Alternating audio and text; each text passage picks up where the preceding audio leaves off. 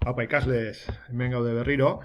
Bueno, bideo honetan, edo pildoratxo honetan, salduko dizuet pizka bat, eh, adimen artifizialari inguruko, sortu zaizkigun, badudak, ez? Batez ere, noiz, ba, erronka bat egiten adibidez, aurkitzen dugunean ja momentu bat non zeregin bat eduki behar dugun, erronka hori erdi antolatuta daukagu, baina zeregin bat daukagu, hor agertzen zaigun zeregin bat, bai amaieran, hasieran edo baina ja akzioan gabiltzanean, ja akzioak egiten, ez? Ja azkeneko zatian, ja gauzinean, ja, erronka horren pausu guztiak enda daude, eta ja gauz, pizka bat azkeneko zati horretan, 8. puntu horretan, non ja akzioak hor ejekutatu behar diren, eta hor, adimen artifizialaren laguntza euki dezakegu, edo eskatu dezakegu, eta, hementxe dituzue, puntu batzuk, ez? Gero gida hau bai, utziko dizuet hor baliagarri moduan, eta besterik gabe, zebe jakiteko adibide pare bat jarriko ditugu, ea, bi adimen artifizialekin nola funtzionatzen dauen honek, eta besterik gabe, bale? Bueno, hau esan da, badakigu hemen daukazue sarreratxo bat, zergatik erabili, ez? Hori, hemen zera sarreratxo bat jarri dizuet, eta kasu honetan jarri dut ziklo fiskal baten amaieran, beharko genukeen 380 modeluaren autolikidazioa nola egin, ez? Edo horri buruzko informazioa bilatzeko promptak nola lortu, eta gero pizka bat informazio hori nola helbideratu erronkan, ez? Orduan, hementxe daukagu nola hitz egin adimen artifizialarekin. Prompten bidez, ez? Promptak azkenean aginduak dira, eta, agindu horietan, pausu batzu jarritu behar ditugu, ez? Eta hemen jarri dizkizuet 6 urrezko arau. Zeintzuk? Zehatza izan behar gara, ez? Ezin da esan, azaldu 380 ereduaren likidazioa edo autolikidazioa nola egin. Ez? Azaldu 380 eredua zer den eunitz baino gitxiagotan, enpresa txiki baten jabearentzat ulertzeko moduan. Hau da, emoten diogu ingurune bat, zabalagoa pizka bat, izten dizkiogu hemen pizka bat, asko esplaiatzeko zera hori pizka bat izten dugu hemen, eta, holan hasten gara, ez? Testuingurua eman, ez? Ikaslea naiz. Eta 380 eredu buruzko aurkezpen bat egiten ari naz. Rola. Bai, izan zaitez zerga aholkularia, un asesor fiskal, ez? Jarri mugak, zehaztu luzera, tonua edo estiloa, ez? 2 minutuko bideo baterako gidoi bat. Ez? Eta, hobetu, lehenago emaitza ez da beti perfektua, hau da, lehenengo emaitza hori ez da beti egokiena. Beraz, hor, gero, prontori egokite duzakegu gure beharretara. Vale? Hemen dauzkagu prompt adibideak, badibidez. Kontzeptu bat modo simplean ulertzeko, ez? Zer da 380 eredua bezari dagokionean? Jarri dezakegu Bizkaian, ez? Bizkaiko foru aldundiari dagokionean, edo Gipuzkoan bagauz, 3 foru aldundi dauzkagunez, Gipuzkoan, edo Araba, edo Nafarroa, egin genezake. Bai, edo Espainia. Baina kasu honetan, normalean hemen gaudenez, Vale, orduan.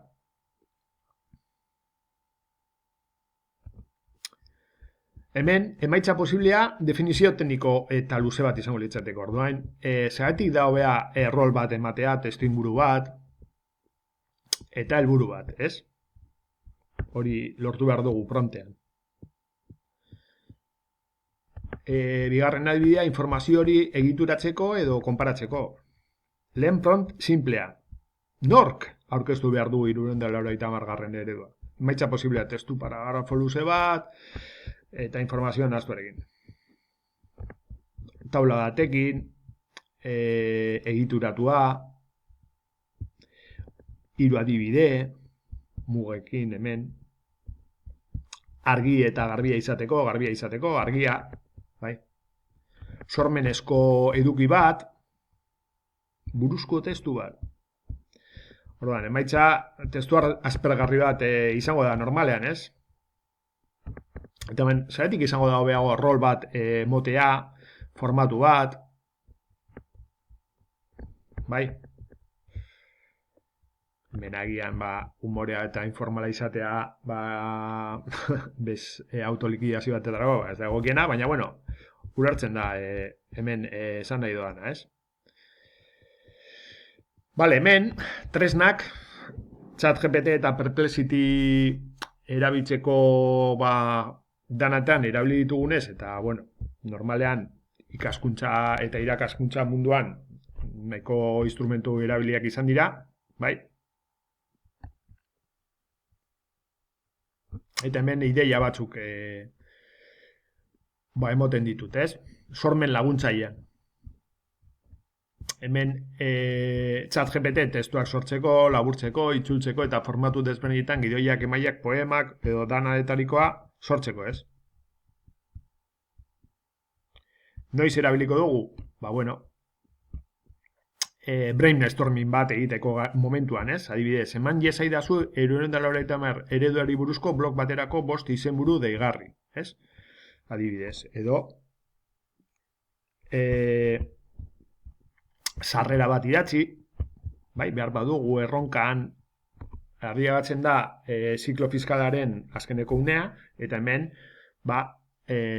sarrera bat egin beharko dugu, edo ikasleek egin beharko dute sarrera bat honen inguruan, eta sarrera horretan, esan ari dugu, zerean modulo horrek zer gauto daukan, zergatik da nahi garrantzitsua. Azkenean, da urte guztiko informazio hori eredu baten jartzea, eta azkenean, urte guztiko informazio horren laburbilpen azkena da, ez? Azkeneko zera, azkeneko urtean emon direzan akzio ekonomiko guztien laburpena, ez?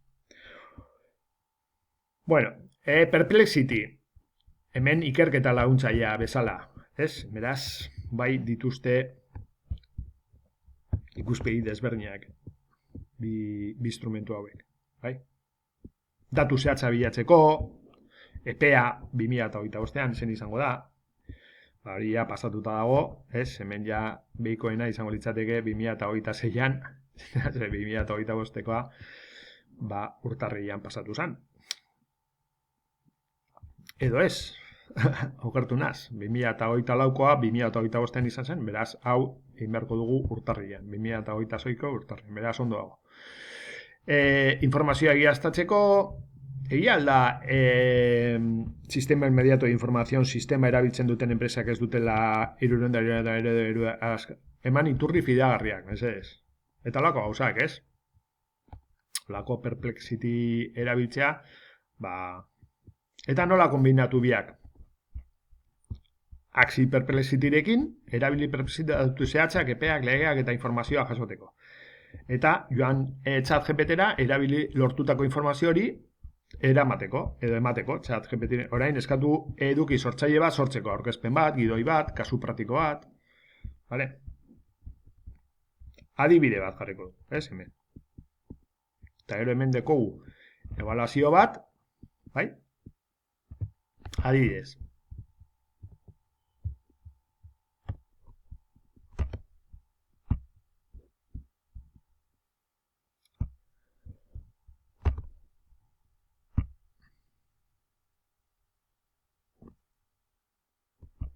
Ben, hau, pizka bat.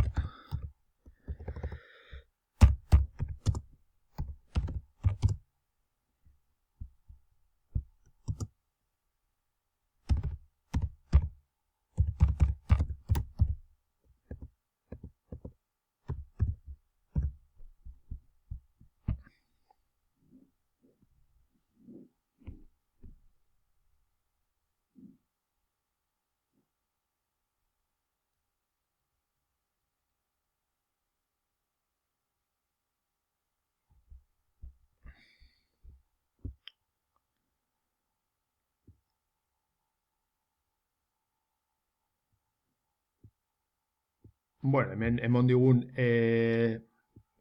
erantzuna egokia da, bai? Eta hemen, askoz baliabide gehiago emoten dizkigu, ez?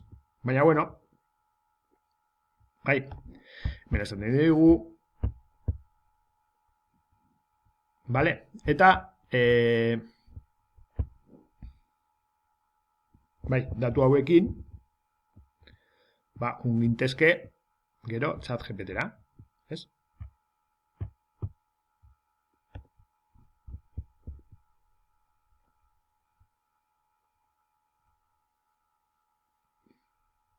Bai, behiratu dezakegu ebe bai, ChatGPT-en.